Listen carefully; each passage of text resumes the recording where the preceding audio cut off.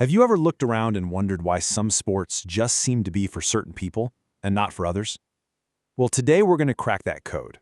We're going to dig into the hidden factors that shape who plays what, and I'm going to give you a super simple but really powerful tool to understand it all. Let's dive in. It all starts with something you've probably noticed yourself. Just think about it for a second. Why do we so often see netball as a girl's sport and football as a boy's sport? Or why do certain activities seem to pull in people from specific age groups or backgrounds? These aren't just coincidences. There's actually a system at play here. And the key to unlocking this whole puzzle is a big-sounding phrase: sociocultural influences. I know, it sounds a bit academic, but it's actually pretty simple. It's just all the stuff from our society and our culture, the expectations, the pressures, the opportunities that guide the choices we make, especially when it comes to playing sports. This idea is the foundation for everything we're about to cover. Now, trying to remember all these different influences, especially when you're in an exam, can be really tough. That's why we've got a fantastic little tool to help us out. It's a simple acronym, GASED. If you can remember GASED, you've got the roadmap to understanding this entire topic.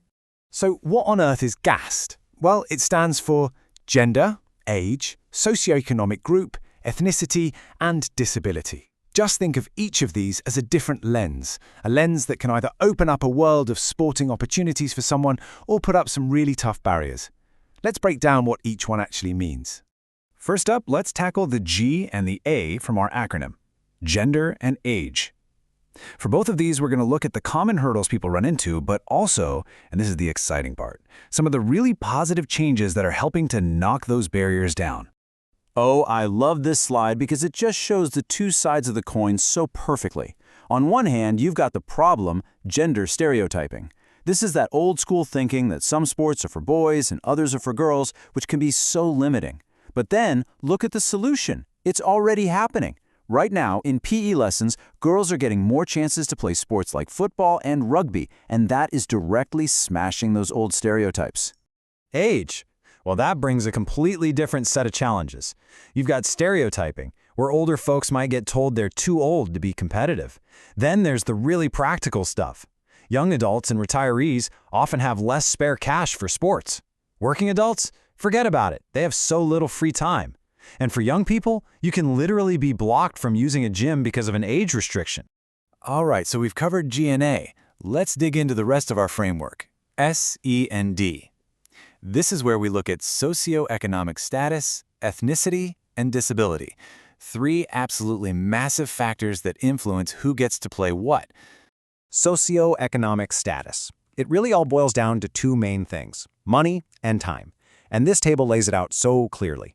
Cost is a huge one. Sports like skiing or horse riding require a ton of expensive gear. Even just getting to the training ground can be a barrier if you don't have a car. And leisure time. If you're working shifts or weird hours, how are you supposed to join a club that practices at the same time every week? Now, when we look at ethnicity, that issue of stereotyping pops up again, and it's a huge barrier. You might see people from certain ethnic backgrounds being really pushed towards, say, sprinting, but discouraged from trying something like swimming. So how do you fight that? Well, one of the most powerful ways is with role models. When someone like Alice Deering becomes a star in swimming, she's doing so much more than just winning races. She is shattering stereotypes and showing a whole new generation what's possible. For people with disabilities, the barriers can feel like they're coming from every direction. You've got physical barriers, like a sports center with no ramps. You've got societal barriers, just wrong assumptions people make about what someone with a disability can or can't do. And you've got a lack of media coverage and even clubs that just don't offer inclusive sessions. It's a real challenge.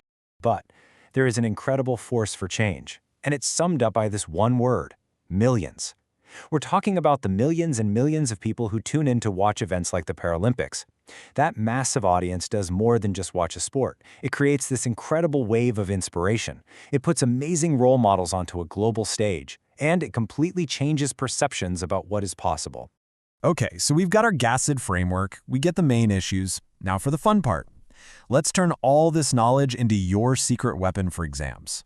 This is where theory gets you real marks. So here's a pretty standard 2-mark question. They've given you 2 factors already: gender and socioeconomic group. Now they want 2 more. Just take a look at our acronym, GASED. The answer is staring right at you, isn't it? And there you have it. You just need to pick any 2 from the ones that are left in GASED: age, ethnicity, or disability. It's as simple as that. And boom, that's 2 easy marks in the bag. See how powerful this little acronym is? All right, let's step it up a notch. This one's for 3 marks. Now, the keywords to spot here are evaluate and using examples. That means you can't just state a fact. You have to make a judgment and, crucially, back it up with some real-world examples. So how do you build that perfect 3-mark answer? Well, here's the recipe. First, you make your main point. Some sports are just more expensive than others.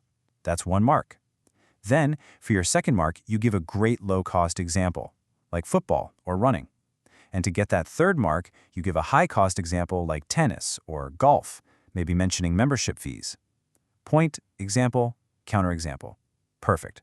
And finally, let's tackle a 4-marker. This one needs a bit more detail. It's asking for 2 reasons, and to get all 4 marks, for each reason you give, you have to explain its impact on participation. So it's a 2-part answer for each point. Let's see how that looks. This table shows you that 2-part structure perfectly. So, reason number 1, less media coverage. Okay, so what? The impact is that fewer female role models are created, which means less inspiration for girls to take up a sport. That's 2 marks right there.